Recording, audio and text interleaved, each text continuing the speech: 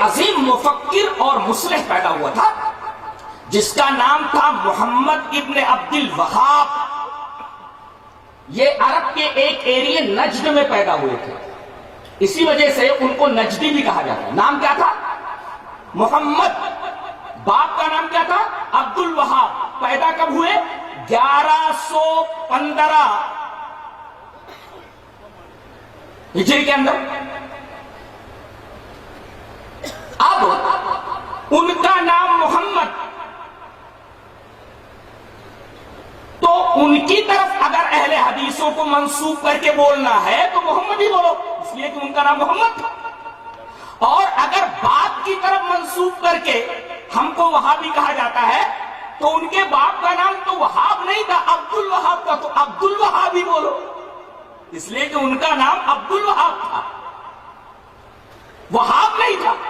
لہذا میری سمجھ میں آج تک یہ بات نہیں آئی کہ ہمیں وہابی کیوں کہا جاتا ہے، اور جبکہ پتہ یہ چلتا ہے کہ ہمیں منسوب کیا جاتا ہے انہی کی طرف، محمد ابن عبد الوہاب نجدی کی طرف. لیکن یہ نسبت کچھ اب تک سمجھ میں نہیں آئی. اگر نام کی طرف نسبت ہے تو ان کا نام محمد تھا، ہمیں محمد ہی کہا جاتا. باپ کی طرف اگر منسوب کیا جاتا تو عبد الوہاب ہی کہا جاتا، اس لیے کہ باپ کا نام عبد الوہاب تھا. اور آخری بات، یہ حنبلی المسلک تھے، اور آپ کو معلوم ہے کہ اہل حدیث کسی شخصیت کی طرف اپنے آپ کو منسوب نہیں کرتا، اپنے آپ کو وہ حنفی نہیں کہتا، اپنے آپ کو وہ مالکی نہیں کہتا، اپنے آپ کو وہ شافعی نہیں کہتا، اپنے آپ کو وہ حنبلی نہیں کہتا. یہ حنبلی المسلک تھے. انہوں نے اپنی نسبت مشہور امام احمد بن حنبل کی طرف کر رکھا تھا. اور آپ کو معلوم ہے کہ اہل حدیث اپنی نسبت کسی شخصیت کی طرف نہیں کرتا سوائے اللہ اور اس کے رسول کے. لہذا کس بنا پر ہمیں وہابی کہا جاتا ہے، آج تک میری سمجھ میں یہ بات نہیں آئی. اچھا، اس آدمی سے انہیں دشمنی کیوں ہوئی ہمارے بھائیوں کو؟ اصل میں اس بیچارے سے ایک بہت بڑا گناہ ہو گیا تھا. گناہ کیا ہو گیا تھا؟ اس نے نبی کریم صلی اللہ علیہ وسلم کی ایک حدیث کے اوپر عمل کر لیا تھا. یہ بہت بڑا گناہ تھا اس کا. کس حدیث کے اوپر عمل کر لیا تھا؟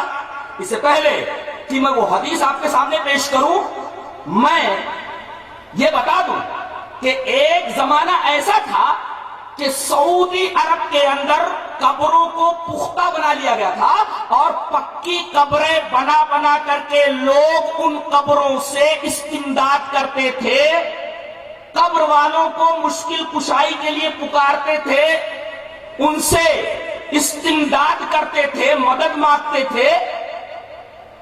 حضرت محمد ابن عبد الوہاب نجدی نے حکومت کی مدد سے ان تمام پکی قبروں کو اکھاڑ دیا اور انہیں زمین کے برابر کر دیا.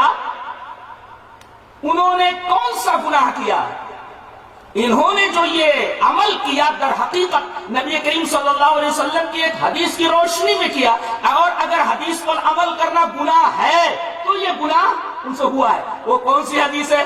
حدیث اس طرح، وان ابی الحیاج الاسدی قال قال علی رضی اللہ تعالی عنہ الا ابعثک الا ما بعثنی علیہ رسول اللہ صلی اللہ علیہ وسلم الا تدع تمثالا الا تمسته ولا قبرا مشرفا الا سويته. رواہ مسلم فی کتاب الجنائز. حضرت امام مسلم رحمہ اللہ اس پوری حدیث کو ایسے ہی مسلم کتاب الجنائز کے اندر لائے. راوی حضرت ابو حیاج اسدی ہے.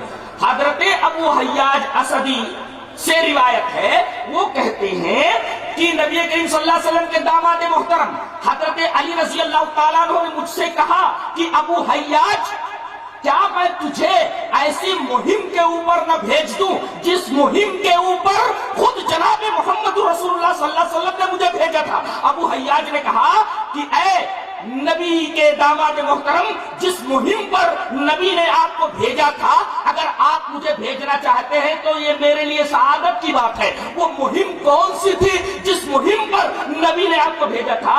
تو حضرت علی رضی اللہ تعالیٰ عنہ نے فرمایا کہ میرے نبی نے، جناب محمد رسول اللہ صلی اللہ علیہ وسلم نے مجھے ایک مہم کے اوپر بھیجا تھا کہ جو اسٹیچو نظر آئے اسے تو برابر کر دے، اسے مٹا دے، اور کوئی بھی ابھری قبر نظر آئے تو اس ابھری قبر کو برابر کر دے۔ وَلَا قَبْرًا مُشْرِفًا إِلَّا سَوَّيْتَهُ، کوئی بھی ابھری قبر نظر آئے تو اس کو برابر کر دے۔ اگر محمد ابن عبد الوہاب نجدی نے اگر پکی قبروں کو توڑ کر کے انہیں برابر کر دیا تو یہ تو نبی کریم صلی اللہ علیہ وسلم کی ایک حدیث کے اوپر عمل کرنا ہوا۔ اگر اس وجہ سے لوگ محمد ابن عبد الوہاب نجدی کو برا کہتے ہیں تو وہ اپنے ایمان کی خیر منائے، اس لیے کہ بات کہاں پہنچ رہی ہے؟ یہ بات نبی کریم صلی اللہ علیہ وسلم تک پہنچ رہی ہے کہ وہ کام آپ نے اپنے داماد محترم سے کروایا جو کام حضرت محمد ابن عبد الوہاب نجدی نے کیا۔ ثابت کیا ہوا کہ ہم وہابی نہیں ہیں۔ کیوں ہمیں وہابی کہا جاتا ہے؟ آج تک یہ بات میری سمجھ نہیں ہے۔ اور نہ ہم نجدی ہیں، اس لیے کہ جب ہم کسی شخصیت کی طرف اپنے آپ کو منسوب کرتے ہی نہیں ہیں تو وہابی کہنا ہم کو اور نجدی کہنا کیا مانا دار، کیا مطلب ہے؟